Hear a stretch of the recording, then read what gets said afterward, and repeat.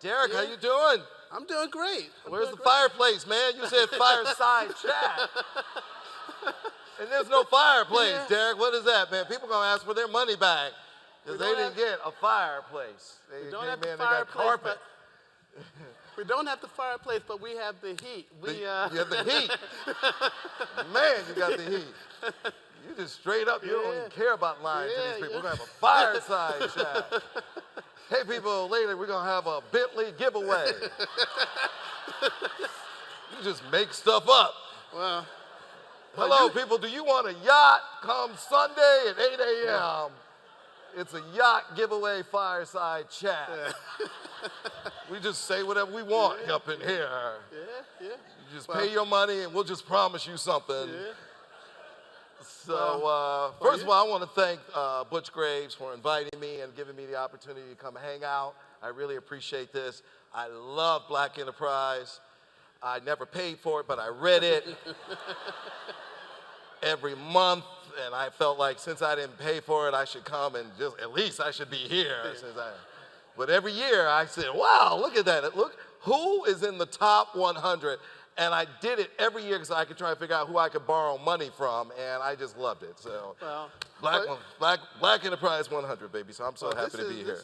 Well, this is great to have you. I had the fortune of being at your studios a couple of weeks ago, and you are in perpetual motion. You are, you know, the host, the producer.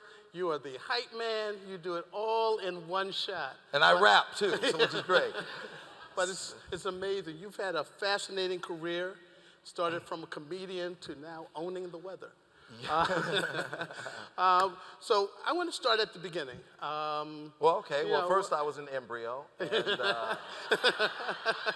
I remember that it was warm, I was cuddly, and it was the best time of my life. I'm sorry, go from the beginning. So you share with us your beginnings as a comedian and what led you to going to the business side. You know, as a kid, I was born in Detroit, Michigan. And all right. Can I get a ride home? That's good. We can carpool, get there faster, get in the carpool lane. I just remember as a kid, born in Detroit, Michigan in '61, and Henry Ford Hospital. And this is the '60s, and my mother and father would put on these comedy albums. Flip Wilson and Bill Cosby and Red Fox and Richard Pryor and Slappy White, and my dad would roll off the sofa. And I just couldn't stop playing them, and I fell in love with comedy then, at that point. '68 came along, and very turbulent, the riots. And I'll never forget in Detroit, and I was in the middle of the street, playing baseball. And next thing you know, my mother, my grandmother started screaming and hollering, like I've never heard them scream or holler since. And they killed him, they killed him, they killed him. And they killed Martin. And that just changed everything. I looked down the street, immediately, within my mother and grandmother saying that, I was looking down the barrel of a tank. The military had taken over. The troops came in, bayonets, shut the neighborhood down. Bless you. They just shut it down. And they started walking on our lawns. And I was like, oh man, they're walking on our lawns. This is definitely war. And it was shut down. It was curfew, everything lit up like a Christmas tree, burning down, the whole thing. So my mother said, listen, we're gonna go visit some relatives in Los Angeles, my grandfather's sisters. And this is summer of '68. And we went to LA and never went back. So my mother had me 17 days after her 17th birthday. So I tell everybody I have 2 high school diplomas. And she ended up getting into UCLA and going to UCLA and getting her master's degree in cinema TV production. And because she was at UCLA working on her master's degree, she went to NBC and said, can I get a job? And they said no. And she said, okay, can I work here for free? What they really say is, can I be an intern? And they go, well, we don't have an intern program. And being persistent, thank God, she said, well, will you start an intern program with me? So she took that no and converted it into a yes. And converting that one no into a yes changed the trajectory of our lives. Because they said, yeah, you can be an intern here. So she got on campus at NBC, and they knew she's really bright, really beautiful, and hardworking. And they said, okay, you could be a tour guide. So she gave tours. And I used to go with her to NBC, waiting for her to get off work because we didn't have childcare. I tell my kids, this nanny thing is like new to this family, so don't get too comfortable here, kids. And so I would go with my mother and wait for her to get off work. And while I was waiting for her to get off work, I was just sitting around in a studio watching Johnny Carson do The Tonight Show. And then I would go across the hall and watch Red Fox tape Sanford and Son. And then I'd go down the hall and watch Flip Wilson do The Flip Wilson Show. I'm literally watching Flip rehearse with Richard Pryor and do the staging. And then I go down the hall and watch Freddie Prinze do Cheek on Demand, and Brian Gumbel's doing the local news, and Pat Sajak. Brian Gumbel was the sportscaster, and Pat Sajak was the weatherman. Then I go watch him do this new soap opera, not so new now, Days of Our Lives. And this was like 1974. And I was a kid, I was 13 years old, 13. And I thought, what a wonderful way to go through life, making people laugh. And I said, this is what I'm gonna do with my life. I'm gonna make people laugh, I'm gonna have a great time, I wanna bring joy to people, put a smile on their face. And I don't care if I ever get paid. I don't care if I ever make a nickel. That lot was the inspiration. So what was the transition to going into comedy from seeing these iconic performers on that lot? I just said, I'm gonna start. I used to wait for Johnny Carson to pull onto the lot, and he had a parking space number 1. And he used to pull onto the lot at clockwork at 2 o'clock. And he'd pull up in this white Corvette, and he'd get out of his car with a brown paper bag sack. It was his lunch. And I say, hello, Mr. Carson, good to see you today. He says, hello, Byron, good to see you, young man. And because he knew my name, because I was stalking him. I was by his party. and then he'd go, and he'd get back in his car. They would tape the show from 5:30 to 6:30. He was back in his car at 6:45, and he'd drive out to Malibu. And one summer, Gladys Knight and the Pips had a summer show, 6 episodes, and they had a comedian on. And I knocked on his door, and he did his routine on her summer show. And I said, sir, I want to be a comedian, what should I do? And he said, oh, go to the Comedy Store. And I went to the Comedy Store and did my little, I thought the Comedy Store was a place where you went to buy jokes, but and they were like, no, you don't buy jokes here, you perform here, you knucklehead. So, and I said, okay, and then I got there on Monday was tryout night. And so they said, people line up early, so you need to get here early. So I got there at 9 a.m. and the club opened up at 8. And I sat on the curb until 9 a.m., from 9 a.m. to 8 p. And Mitzi Shore, God bless her soul, she just passed away. She signed me in. She said, how old are you? I said, I'm 14. And she said, okay, you can't be in the club because I could lose my liquor license. You just go stand outside and somebody will come and get you when I'm ready to put you on stage. I said, no problem, ma'am, I'll be right outside. So I would go I'd go there every Monday, every day, get there like at 9 a.m. and just sit there and see if I can get a spot.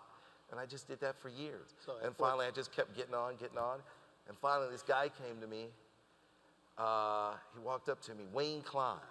Wayne Klein walked up to me. He says, wow, that was funny. Who wrote those jokes? And I said, I did. He goes, you wrote them? I go, yeah. He goes, all right. He goes, that's funny. He goes, let me get your phone number. I know somebody might be interested in working with you. I said, okay, here's my phone number. It was my mom's number. So, and sure enough, the phone rings like a week later. I answer the phone, and this guy says, can I speak to Byron? I go, speaking. He goes, oh, okay. He says, my man, Wayne Klein, says you're funny. I go, that's what I'm working towards, man. That's what I'm working towards. He says, all right, this is Jimmy J.J. Walker. Dynamite. Dynamite. And it was 1974 or 75, and he's hotter than the pistol. I mean, Good Times was like #1 at this point. I'm like, J.J. Dynamite's on the phone. I'm 14 years old.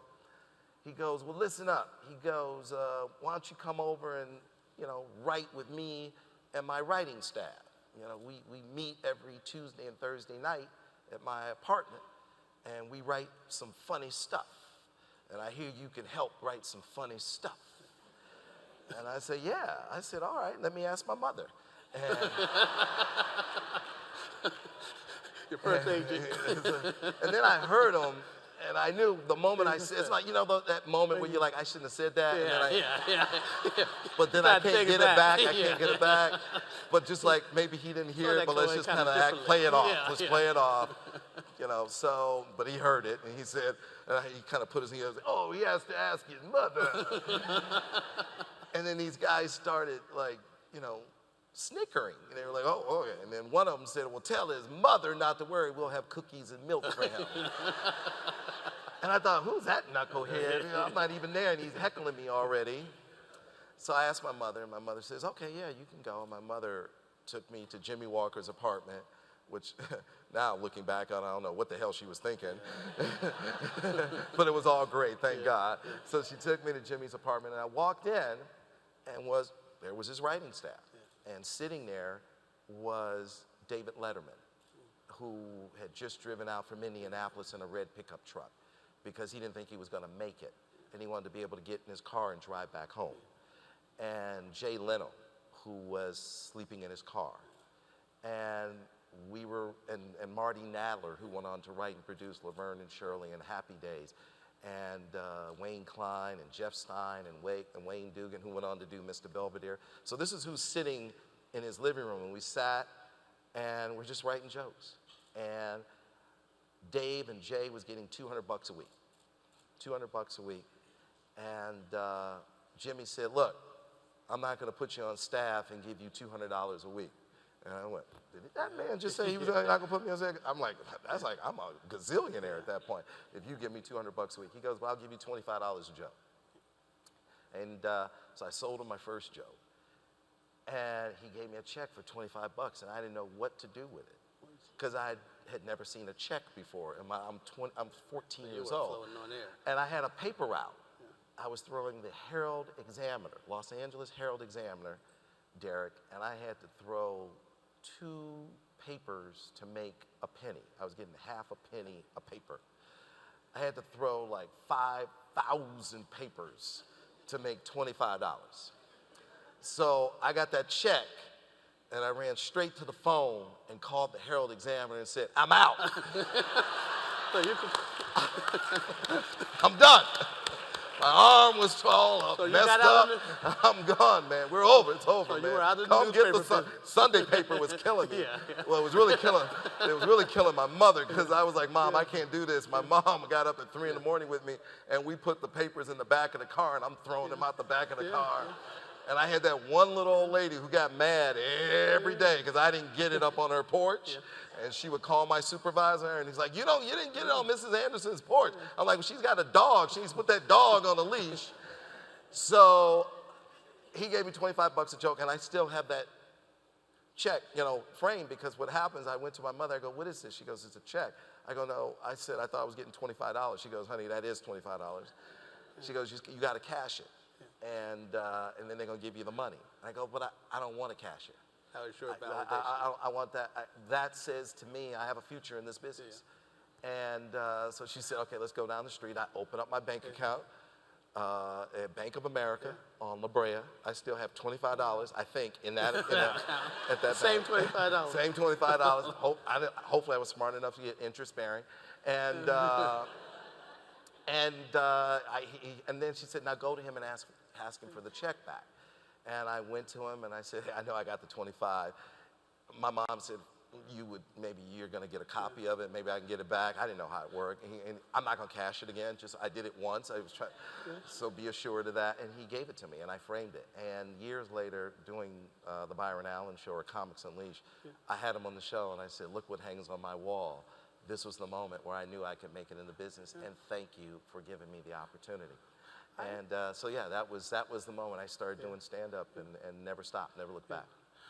I remember first seeing you on a show called Real People, Real people. a reality show. You know, how did you get on that show, and how did, from that show, make the transition from going to the business side? You know, Real People. So I was performing in the clubs from the time I was 14, Comedy Store, improv. And one night, Jim McCauley, the talent coordinator for Johnny Carson, caught me. And he called me up and he said, you know, I'd like to put you on The Tonight Show with Johnny Carson. And I'm like, whoa. And this is every comedian's dream. This is 1978. And I turned it down. And I was 17, I turned it down. And he said, why? And I said, well, I'm still in high school. And I want to get into USC Film School. And I want to make sure I'm going to get out of high school, because that's not going to go over well with my mother if I don't get out of high school. And I want to get into USC Film School. And for me, it's a marathon, not a sprint. And when I do The Tonight Show, I expect to do well. I expect to get offers. And I want to be able to accept those offers because I have the freedom to accept them because I'm not in high school. And he went, okay. And I ended up being the youngest comedian to do The Tonight Show with Johnny, because I ended up doing it 1 or 2 weeks before I graduated from high school, right? So I checked in, I said, am I gonna graduate? Did I take all the classes? I'm getting out of here? They're like, yeah, you're gonna graduate. I said, okay. I did The Tonight Show. It went well. But I grew up on that set. I mean, that set was like home for me. When Johnny would leave, I would sit in his chair. I would stand on his mark and I would read, because he had all his jokes on a cue card. So you were really... And I would just read all of his jokes. And I just lived in the TV studio and was very comfortable. It was that or go home and watch Gunsmoke and wait for my mother. So I was like, I'll just do this. And I ended up doing The Tonight Show with Johnny. It went really well. And I got quite a few offers. And I remember it was one of those mathematical moments. And they said, well, which one do you want to do? And I said, this one.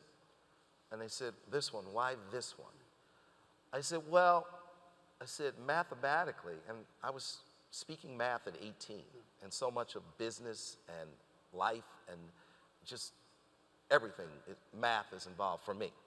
And I said, there are 3 broadcast networks. At that point, we didn't have Fox, ABC, NBC, CBS. There are only 3 of them. And I said, there's 66 hours of primetime TV. And I said, out of 66 hours, this will be the hour that's different from the other 65 hours of primetime television. And I think that it's different enough where it will stand out, be a top 20 show, stay on the air at least 4 years so I can get through USC.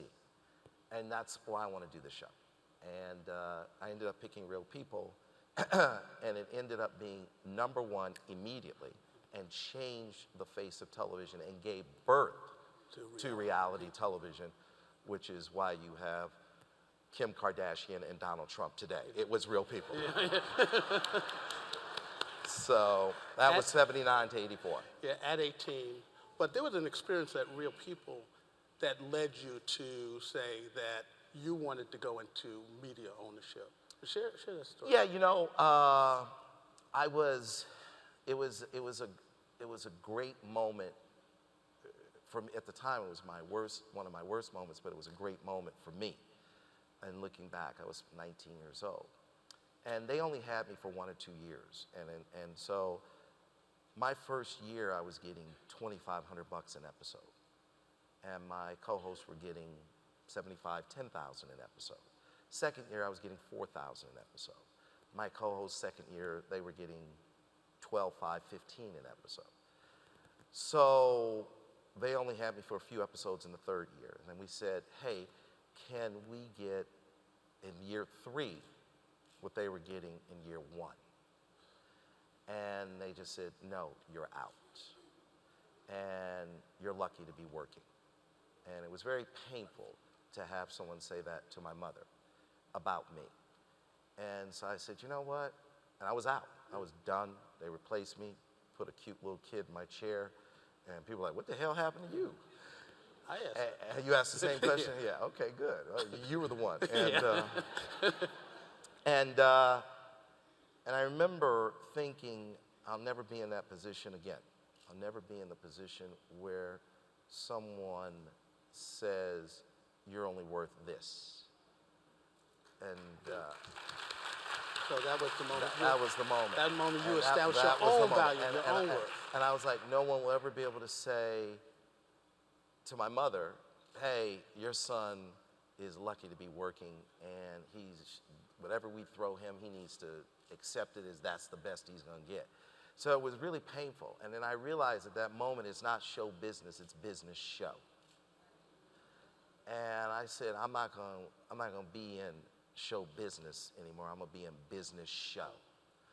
And so January of 1981, I went to, and it was really cold. I went to New York City, and I went to my first NATP, National Association of Television Programming Executives. And I went there because it was all the people who owned and operated television stations and all the major advertisers, where the business of television is done. And I've gone every year since 1981, every year. I've never missed a year, and this will be my 37th consecutive year this coming January. And so I went, and I said, okay, who's the best in the business? And they said, Al Massini. And I said, Al Massini. I said, okay. I said, where is he? He's like up on the 50th floor. And I went up there. It took forever to get up there. My mom was with me. It took half an hour to get up there. Yeah. And I walked in the room, and he had his back to me because he was selling. He was selling a television show. And he had these general managers, these owners of these television stations hanging on his every word. And he said, look, this is the show. I'm gonna, and he had a pilot where they had interviewed Burt Reynolds on the set of Smokey and the Bandit. Now in '81, he was the biggest movie star in the world, Burt Reynolds. And he said, I'm gonna tape the show at 12:30. I'm gonna do a little editing, and I'm gonna put it on the Bird at 2 o'clock. And they were like, what's the Bird? He said, it's a new technology called satellite. And then he goes, satellite? They didn't even know what it was. He goes, yeah. He goes, I'm gonna buy all of you a satellite dish, and I'm gonna feed you the same show the same day, and each of you are gonna run the same show that night. And it's an entertainment magazine show. They go, what's the name of it? He said, Entertainment Tonight. And he go, when you gonna put it on? It was January. He said, September. He says, we're just doing entertainment magazine, 30 minutes a night. And he goes, this is the greatest show ever. And I watched him sell that show. And I said, I'm in. And I walked up, introduced myself, and I said, Mr. Massini, nice to meet you. My name is Byron. I understand you're the best in the business.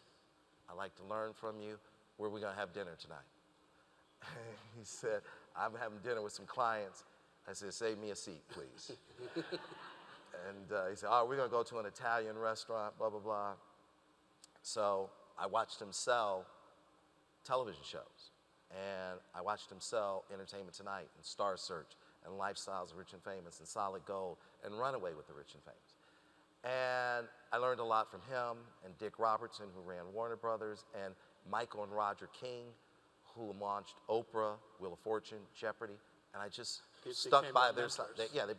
And Al Massini ended up becoming like a second father to me. I mean, he was really very close to me. And I was very close to him, literally like a second father.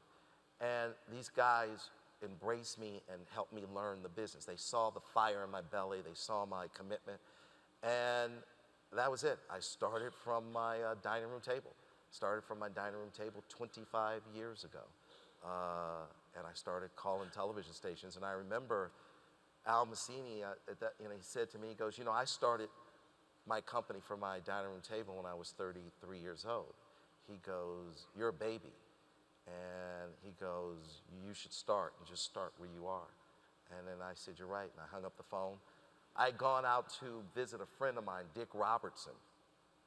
He ran Warner Brothers. And at Warner Brothers, he was doing about $1 billion a year, licensing television shows. And I was out at his beach house in Malibu and sitting on his deck, beautiful home. He's petting his lab, and drinking, mint juleps. This is what rich people do.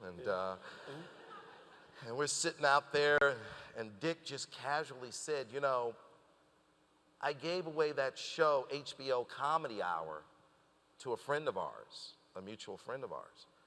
I go, an HBO Comedy Hour was a once-a-week show where comedians were doing stand-up, and they cleaned up the language and put commercials in.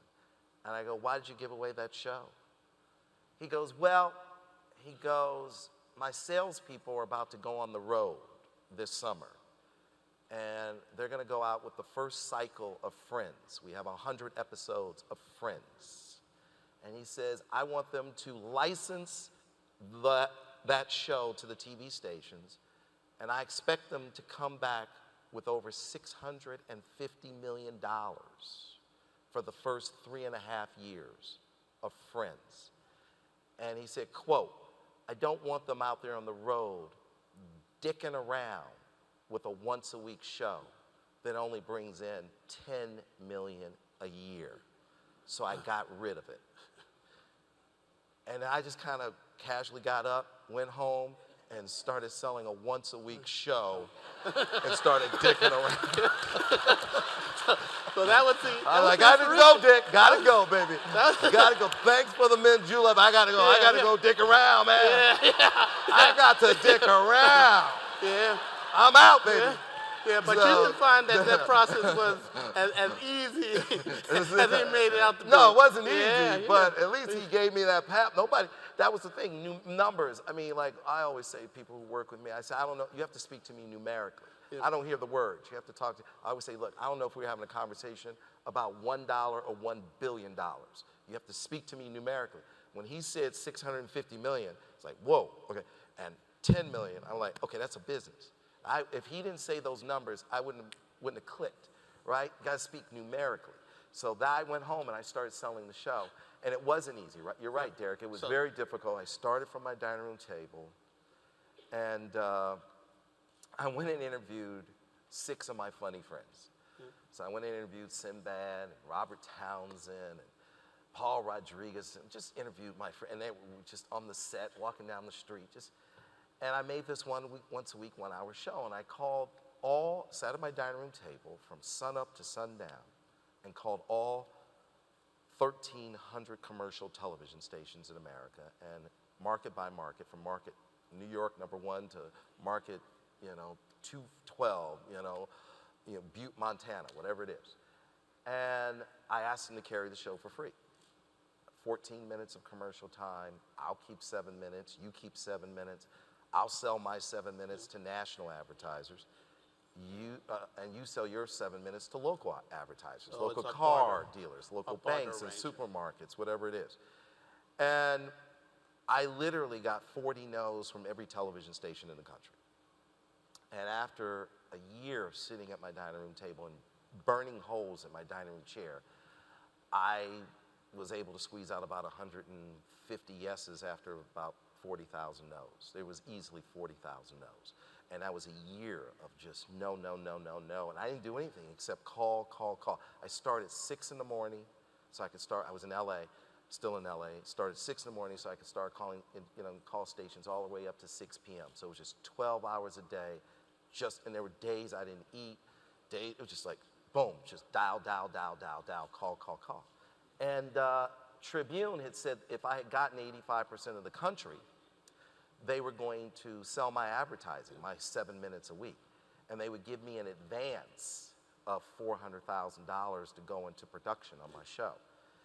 And I finally got to that 90%. I went beyond the 85%. And I just jammed it in. And Joe Ahern was my first big clearance. He was a general manager of the ABC affiliate in Chicago, WLS. And this is 92, 93. And he was just a powerhouse because he had given the world Oprah, because he had Oprah on at 9 in the morning and she was doing a 50 share. And they were like, whatever Joe's doing, we want to do it. And when Joe gave me Saturday night at 10:30, because Chicago's on Central Time, I was able to call every television station and say, I know you said no like 40 times, but Joe Ahern just picked me up, and you know Oprah's doing a 60 share, right? And they were like, Joe Ahern picked you up, and then I got all the television stations.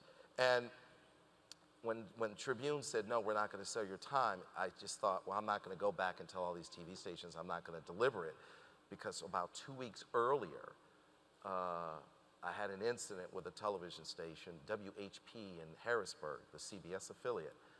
And when I got a sale, my mother would send a one sheet to like a little one-page contract, and the guy would sign it, and then she put it on the clearance list. And I checked the clearance list every day to see which markets were open and who did I have to go after and chase down. And I noticed Harrisburg wasn't showing up on the clearance list. And I called my mom and I said, Mom, how come you're not putting Harrisburg on the clearance list? And she goes, and she starts shuffling her papers. And I go, Mom, you have to be, she was on the phone at her place. I said, Mom, you have to be a lot more organized. Come on now, these deals are hard to come by. She goes, I didn't get it. I go, oh God, I got to go call this guy. And so I called him up. I said, hey, Bob, it looks as though my executive assistant has misplaced our paperwork. And he said, no. He said, no, I changed my mind. I'm not doing that deal. I went, whoa, because TV stations don't back out. And I go, what do you mean not doing that deal? He goes, no. He said, yeah. He goes, I had 3 sales guys come in from Paramount Studios. And I gave them the time period. I go, you gave them my time period? He goes, yeah. I go, why? He goes, well, they told me that you were calling me from your dining room table in your underwear, and that the show will never get on the air. And if it did get on the air, it would be on maybe 2 or 3 weeks. That's what he said. So I said, is that right, Bob? Is that right? I said, okay. I said, how many people did they send in from Paramount Studios? He said 3. I said, were they well-dressed? He goes, yeah. I go, yeah. I said, those Paramount guys are really well paid. They have nice suits. They have their initials on the hangers. It's great. They're right. I said, listen up. I said, they're right. They're right about a few things. I am calling you from my dining room table. I am in my underwear. But they are wrong about this, Bob. The show's going to be there. And because of what just happened here, I'm never going to cancel that show. And I want you to tell the boys from Paramount and every studio that ever comes your way and tries to convince you to not depend on me, that they will never, ever, ever be able to say that with any certainty. Yeah. And so I said, and tell them thank you. So that had happened 2 weeks earlier, and then Tribune said, no, we're not going to give you the money to do it. And I went, oh my God, now I got to call all these stations. I said, there's no way I'm going to go forward because of what happened with Paramount. And about 6 years later, I'm on my sales call. We have a sales call every Friday at 6 a.m., much to the chagrin of my staff. I'm the only one who seems to enjoy it. And, and they said, do you remember something happening with WHP and Harrisburg? Well, the general manager said, he goes, yeah, he said he basically screwed you out of the time period, and he gave me the time period. That show now is going into its 26th year. And so I immediately knew that I couldn't run up to the wall. I had to run through the wall, and I had to deliver excellence so that they never question who we are, what we will deliver. Yeah. And keep that leverage on our side in terms of here's our credibility. We're going to get to Q&A in a second, but I wanted to look at that was the beginning of Entertainment Studios, which you had started with your mother. And as you said, you've never canceled a show in 25 years. How did you get to the stage where you grew Entertainment Studios to more than 40 shows? You have 8 HD networks. And one of the comments that I've heard you say that we've talked about is that you don't chase audience, you feed audience. Yeah. Explain that. You know, I think that, for me, you're always going to the next level. I think the greatest asset I've had in my journey, and it's still a journey, adversity. The adversity has been the best thing to happen to me. When, like HP saying, this is what Paramount said, and Tribune said, I'm not going to sell your time. I had to go and sell my time. I didn't know how to sell advertising time. And so I was trying to convince people to buy my advertising time. I didn't know ad agencies, I didn't know advertisers. So I didn't pay my mortgage. I went in and out of foreclosure probably 14 times over a 5-year period. So yeah, my credit was so bad, people didn't want to take my cash. So it was bad. So they were turning off my phone, because this is before we had mobile phones, and I'm calling people from pay phones. I'm like, oh, don't pay any attention to that truck. And there were days I didn't eat, and I had to learn how to sell advertising. And finally, I'll never forget one time, I called AT&T to buy some advertising. And this woman called me up and said, hi, this is AT&T. I'm like, oh, I'm glad you called me back. I said, I can get you into my show if you give me your commercial in time, and we get you on there. She goes, I don't know what you're talking about, but we're going to turn your phone off tomorrow. And if you don't give us a check for $1,000, it's going to cost $2,000 to turn it back on. I go, let me make sure I got this right. I don't have 1,000, but you go, now you're asking for 2,000? How does that work? So I had to learn to sell my time. And I went on the road, and I got to really know all of the chief marketing officers. And I went industry by industry. And first I sold to the movie studios, and then I went to soft drinks and fast foods and pharmaceutical and packaged goods, automotive, and industry by industry. And I looked up and I said, you know what? I have a relationship with every television station in the country, and now I have a relationship with a lot of advertisers. And then I started putting another show on, another. Next thing you know, I had 41 shows. And I just didn't stop, like a shark, like a great black shark. I just never stopped swimming and looking for the kill. And I just kept selling. And I just had this relationship. And I said, now this is not show business, it's business show. I'm direct to the stations, direct with the advertisers. And once you have those relationships, you could put as many shows as you want. I could have 100 shows on if I wanted to. I chose to stop at 41 to move on to launching networks and buying companies. So that was the evolution. It was that adversity that really was the best thing that ever happened. It's like going to the gym. If you don't bench press, you're gonna be the skinny guy. If you start bench pressing 500 every day, you're gonna be the big guy. So that adversity made me bench press. That was my bench pressing every day, and it really helped me a lot. At the time, I didn't appreciate it when my phone was turned off and I had to time my mortgage. I had a wonderful woman at Bank of America. She's like, honey, your file keeps ending up on my desk. She's like, what's going on? I said, I'm trying to fund this TV show. She goes, yeah, I'm paying for tape, and I'm hiring camera people, and I'm paying for satellite time, and she goes, okay, here's how it works. She goes, I got you up to day 89. She goes, after day 89, it goes to another lady right next to me, and that's day 90. She goes, you don't want to talk to her. She's not nice.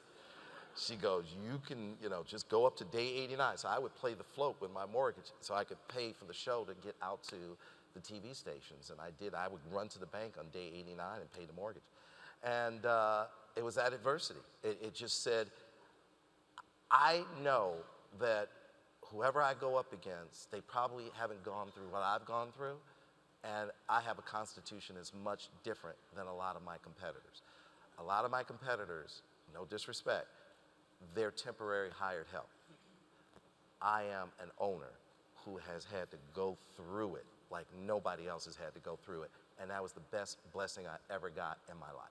Yeah. So it's the process of outworking it. Can we please line up? I'm going to start taking questions, and as you ask questions, I'm going to also ask you questions as well. Sure. Let's have the first question, please. So, good morning, Byron. This is Deborah Gray Young. Hey, Deborah Gray Young. Hey, how are you doing? From Deborah Gray Young, from Eugene Morris, one of my first, well, she's not there anymore. Eugene Morris had a wonderful advertiser named Walmart, and she was one of my first media buyers who gave me Walmart so I could pay my phone bill and get my house out of foreclosure. Thank you, Deborah Gray Young. You're more than welcome. So congratulations on the Weather Channel. I want to just switch for a minute. Can you talk a little bit about the Weather Channel deal and if you can, what your vision is for the network now that you are the CEO of it? The Weather Channel was, you know, it was a historic opportunity. A buddy of mine came to me who satellites all of our networks. And we have 7 24-hour HD networks now with the Weather Channel. We have 8. So I had read an article in the New York Times. Verizon wanted to spend $23 billion, bring fiber to the home, offer 150 HD channels. And so I went to Verizon and said, I want to offer you 10 channels. They said, how many do you have now? I said, 0. They said, what are you thinking? And I said, well, you know, I'm originally from Detroit, Michigan, and my dad worked at Ford Motor Company for 30-something years. My granddaddy worked at Great Lakes Steel 30-something years, and these guys never called in sick a day in their life, and they couldn't wait to get to work. And I want to bring that Henry Ford, Detroit automotive sensibility and efficiency to making content. 100 years ago, it was the Industrial Revolution, and today it's the digital revolution. And what fueled the Industrial Revolution was oil and gas. Today it's being fueled by content.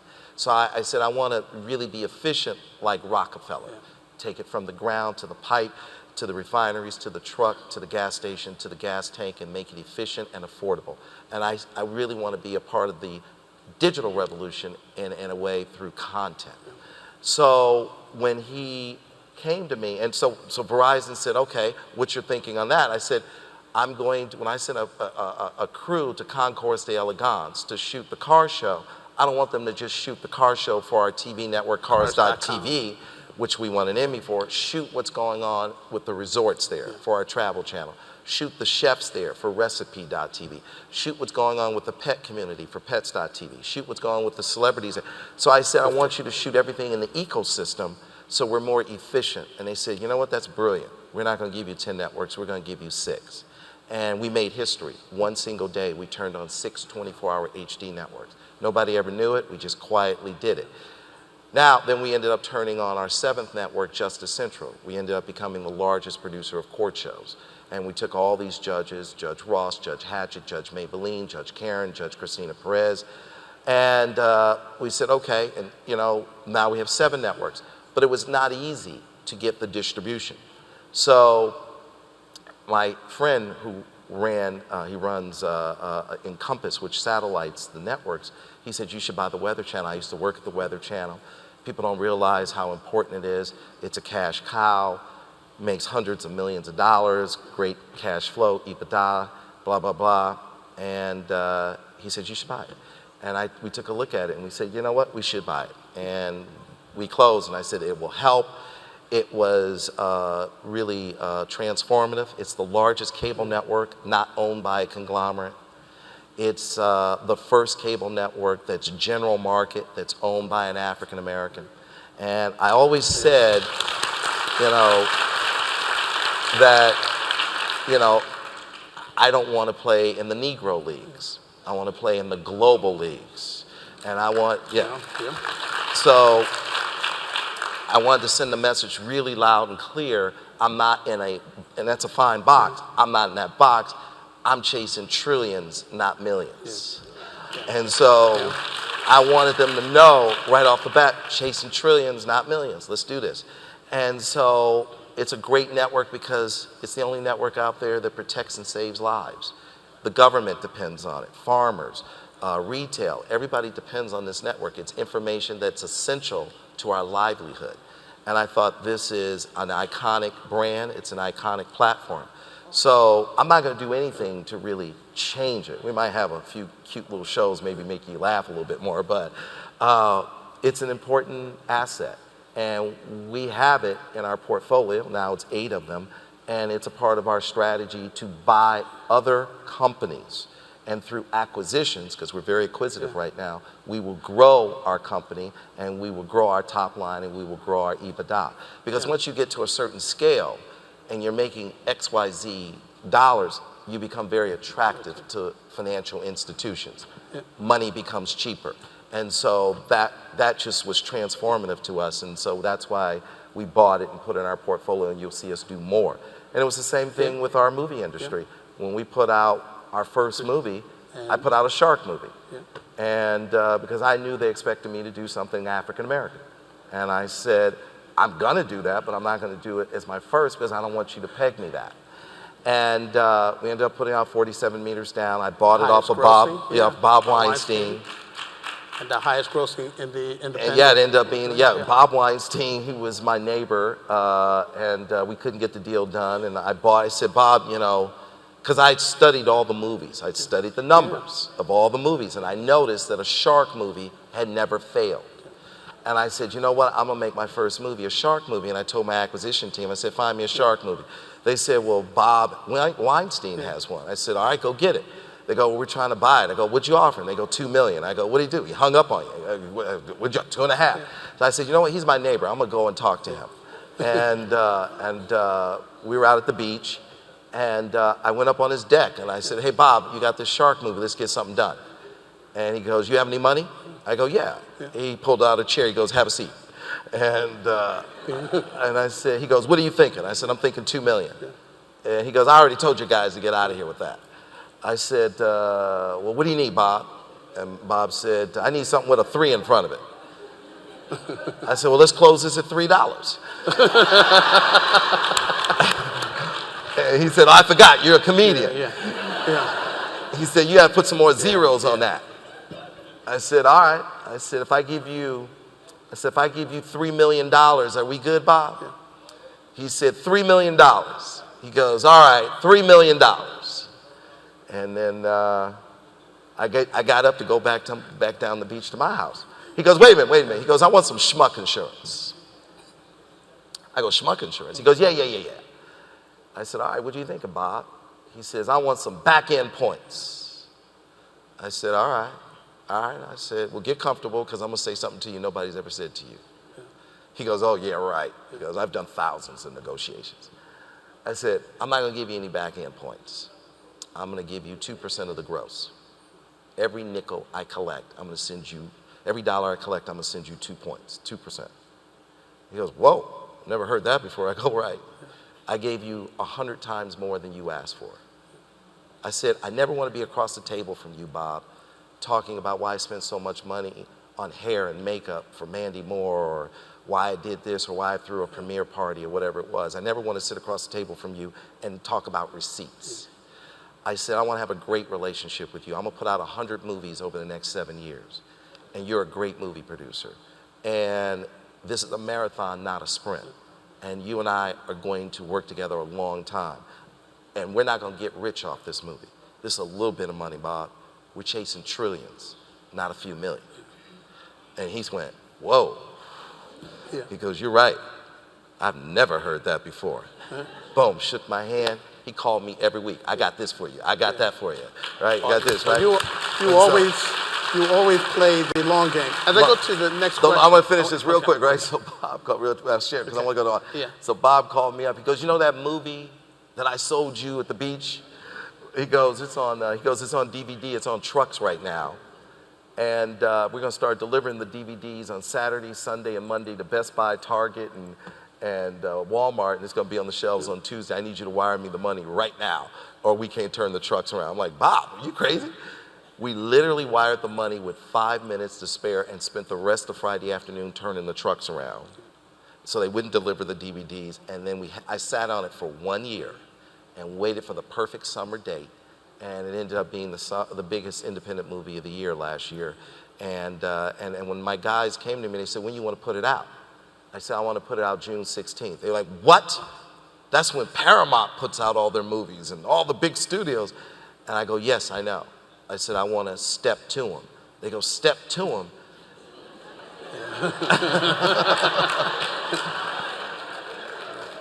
I said, what do you mean step to them? You know, this is Disney. Disney's got Cars 3. I said, you know, Evander Holyfield happens to be a friend of mine. And I asked Evander one night, we were at his home having Domino's pizza, watching Mike Tyson fight, and he was the next fight with Mike Tyson. And I said, Evander, how you gonna beat Mike Tyson? And he says, stand up, I'll show you. And I had another friend with me, and I said, Scott, stand up, let him show you. And he said, everybody's afraid of Mike Tyson. Yeah. So what they do is they step back. Yeah.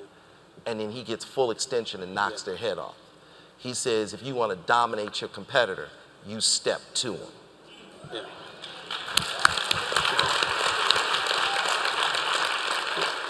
And he says, when I'm in his face, he's not going to be able to take my head off, and I'm going to frustrate him. Yeah. Well, clearly he frustrated him and lost his ear, but he frustrated him. And he said he won't have full power on me. And I said, I want the studios to know I'm here, and I'm going to come in and take money when they show up to take money from those summer releases. And that really caught everybody surprised. They thought that we would do a $2-3 million opening weekend. We had $11 million opening weekend, held the theaters all the way through October, and picked up $44.3 million. They were like, hey, who is this Negro? That was good.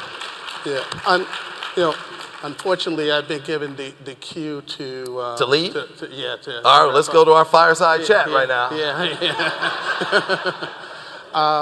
But before we leave the stage real quickly, Byron, I'd like for you to share with the audience and the entrepreneurs out here why now is the best time to start and grow a business. And you have any philosophy? Well, it's absolutely the best time because the barrier to entry it's gone.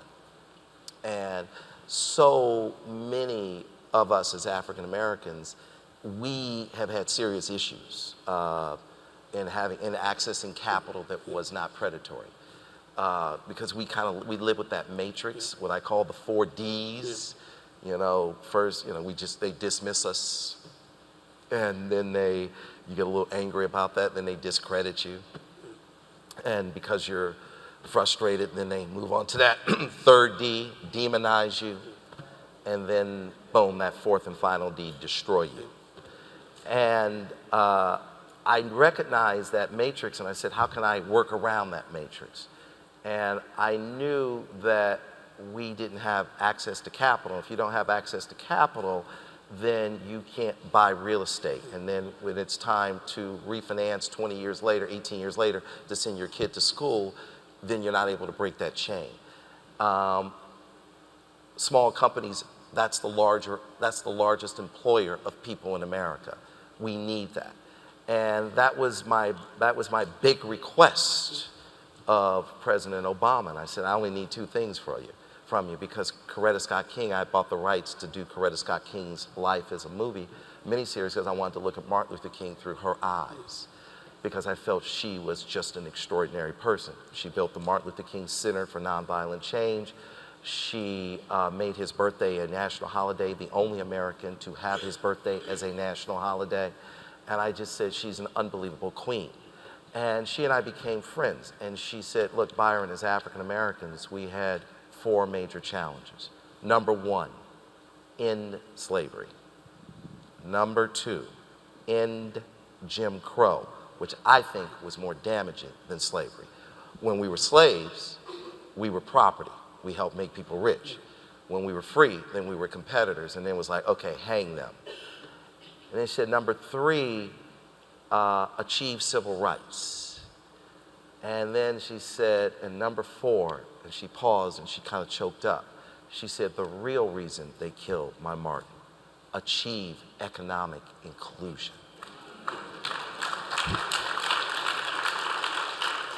And that conversation and that statement really, once again, changed my trajectory. And she said, it wasn't, I have a dream that got him murdered. It was the speech, The Other America, that got him murdered.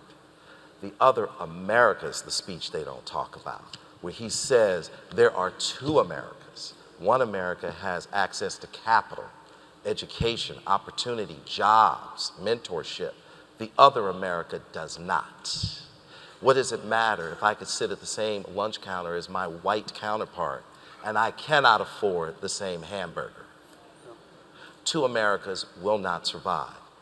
We need one America, not two.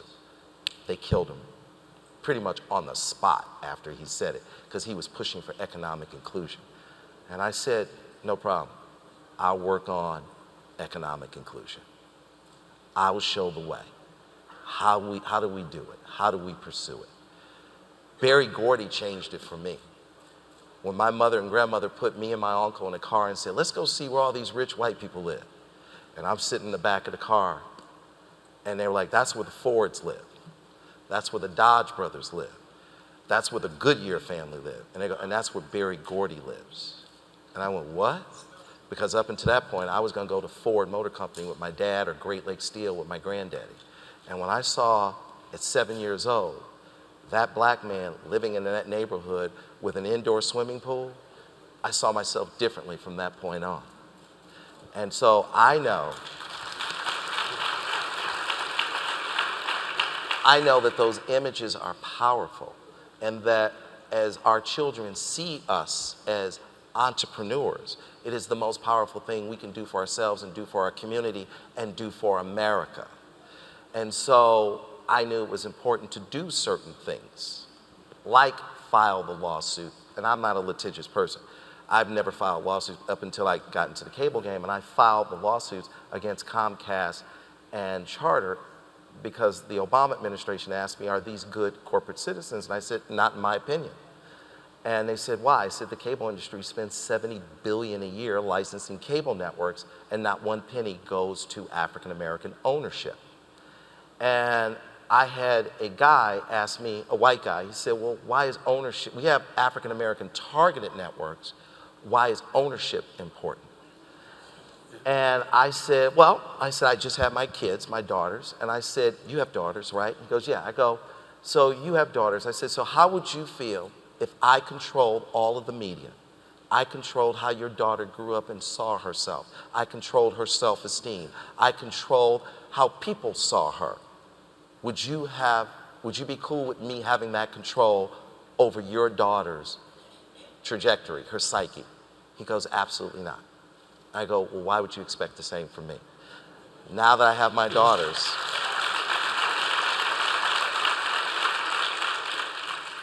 I'm not gonna have a seat at the table, I'm gonna take a seat at the table.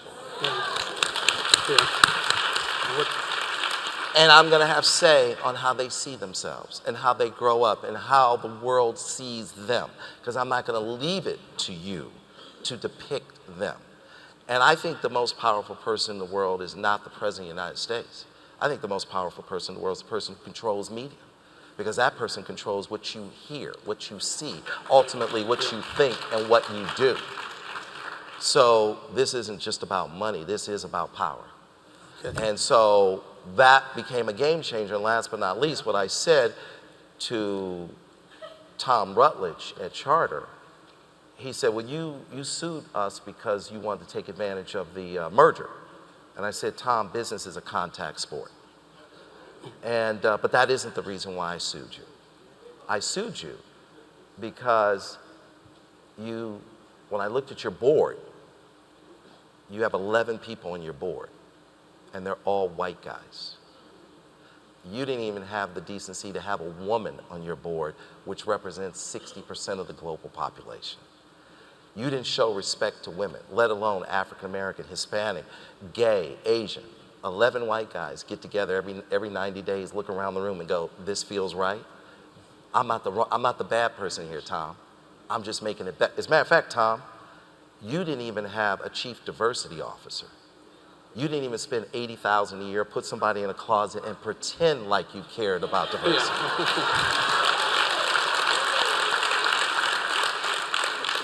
And I said, Tom, if you really want to know why I sued Charter for $10 billion, I said, look at the date of my lawsuit and then go look at the date of the newspaper in which you took a photo with Al Sharpton. And in that photo and in that newspaper, you said, with Al Sharpton, you had a memorandum of understanding as to what you were going to be doing with black people. And I said, Tom, who is the white guy who speaks for all white people? Right. And I said, Tom,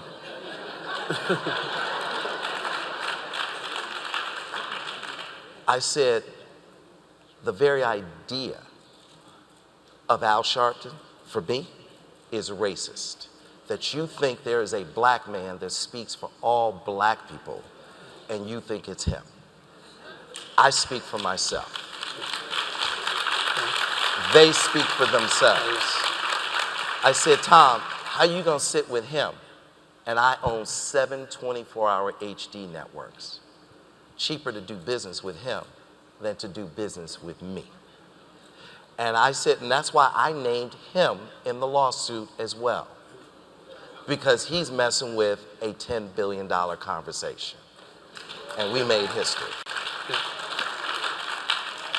And I basically said, guys, I'm putting you on notice, and we have to do this in a way where everybody has fair and equal access, and you're not minimizing us anymore. And that's where we changed history, and we used Civil Rights Act 1866.